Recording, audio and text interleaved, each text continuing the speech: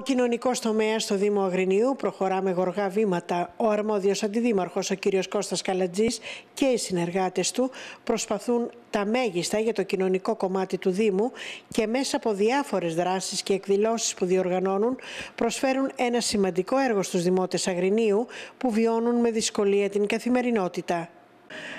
Με πρωτοβουλία της Δημοτικής Αρχής θα θέλαμε λοιπόν να μας πείτε τώρα οριστικά πλέον, γιατί σίγουρα έχει οριστικοποιηθεί και η ημερομηνία, δύο λόγια για αυτή την εκδήλωση. Η εκδήλωση λοιπόν θα πραγματοποιηθεί στις 6 του μηνός. Η Δημοτική Αρχή, ο Δήμαρχος κ.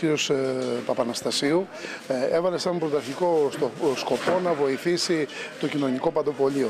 Εμείς σαν η αντίστοιχη αντιδημαρχία της Πρόνοιας στοχεύσαμε να κάνουμε μια εκδήλωση μεγάλη, όπως πραγματικά αξίζει στο κοινωνικό παντοπολείο, έτσι ώστε να συγκεντρώσουμε τρόφιμα για τον κόσμο της πόλης του Αγρινίου και της γύρω περιοχής. Ο στόχος μας λοιπόν είναι να συγκεντρώσουμε τρόφιμα. Κάνουμε λοιπόν μια εκδήλωση στις 6 του μηνός σε 5 σημεία της πόλης του Αγρινίου: κεντρική πλατεία, πλατεία Σουλίου ή Ξηρομέρου, πλατεία Άρη Βελουχιώτη, πλατεία Αγίου Κωνσταντίνου και πλατεία Δοκιμίου. Πιάσαμε 5 βασικά σημεία της πόλης, πιάσαμε και τις άκρες, βάλαμε το βασικό ιστό και ο στόχος μας να συγκεντρώσουμε τον κόσμο και να μας φέρει στο κοινωνικό παντοπολείο τρόφιμα για να δώσουμε, για να μοιράσουμε το επόμενο χρονικό διάστημα σε όλους τους ανθρώπους που είναι δικαιούχοι του κοινωνικού παντοπολείου. Γίνονται 5 συναυλίες, σε κάθε σημείο θα γίνει από μία συναυλία και φυσικά με τη συμμετοχή του Πανετολικού. Η πρώτη ομάδα του Πανετολικού, γι' αυτό και έχει αλλάξει ημερομηνία, για να είναι ο Πανετολικός εδώ, θα περάσει από όλα τα σημεία και τα 5 σημεία της πόλης, θα μοιράσει αυτόγραφα και θα είναι εκεί όλοι οι αστέρες της τοπικής μας ομάδας που θα τη δούμε να κυριαρχεί και στο πρωτάθλημα αυτή τη χρονιά.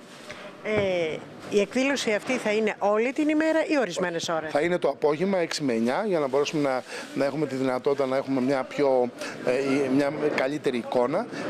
Το απόγευμα λοιπόν που κατεβαίνει ο κόσμος και θα έχει τη δυνατότητα να παρακολουθήσει, γιατί δεν θέλουμε να κάνουμε μια εκδήλωση το πρωί, θα ήταν άστοχο. Το απόγευμα λοιπόν 6 με 9 σε αυτά τα 5 σημεία της πόλης, οι ορχήστρες, οι οποίοι όλοι αυτοί θα είναι αφιλοκερδός, θα το ξέρετε, μέχρι και οι χολύπτες που θα είναι, τα συγκροτήματα τα γνωρίζετε και θα τα αναφέρετε φυσικά στο ρεπορτάζ, να μην τα αναφέρω εγώ αυτή τη στιγμή. Είναι άνθρωποι που πραγματικά είναι αξιόλογοι, θα τους θαυμάσουμε τις επόμενες ημέρες, από λαϊκούς βάρδους μέχρι συγκροτήματα παραδοσιακής μουσικής, όπως και σύγχρονης μουσικής, σε κάθε σημείο το αντίστοιχο που αντιστοιχεί στην περιοχή και στον κόσμο που κινείται στην περιοχή τη συγκεκριμένη.